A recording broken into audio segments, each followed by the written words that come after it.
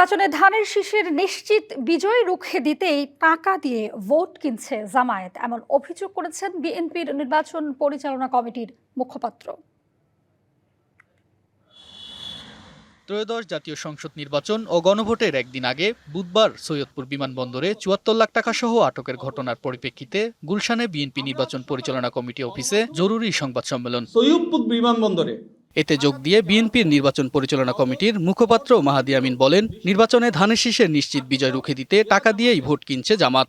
যারা ইনসাফ প্রতিষ্ঠা ও দুর্নীতির বিরুদ্ধে বয়ান তৈরি করে তাদের কাছে প্রশ্ন করা যেতেই পারে, টাকা দিয়ে ভোট কেনা তাদের সেই দুর্নীতি বিরোধী বয়ানের সাথে কতটা সঙ্গতিপূর্ণ। এদিকে সিএসির বৈঠকের পর বিএনপি নির্বাচন পরিচালনা কমিটির চেয়ারম্যান নজরুল ইসলাম খান বলেন, সৈয়দপুরে বড় অঙ্কের টাকা নিয়ে জামাত নেতা আটকের ঘটনা নির্বাচনকে প্রশ্নবিদ্ধ করছে।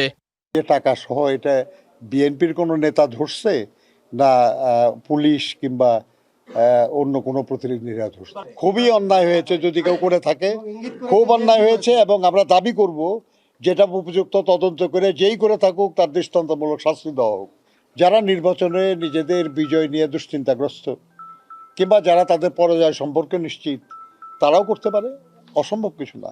বেশ কয়েকটি অপ্রীতিকর ঘটনা ঘটছে উল্লেখ করে লক্ষ্মীপুর, সিরাজগঞ্জ, বরগুনা, ময়মনসিংহ ও চট্টগ্রামে নির্বাচন ঘিরে নানা অনিয়ম ও প্রার্থীদের নির্বাচনী আচরণবিধি লঙ্ঘনের অভিযোগও করেন তিনি। তুষার আহমেদ, ডিবিসি নিউজ, ঢাকা।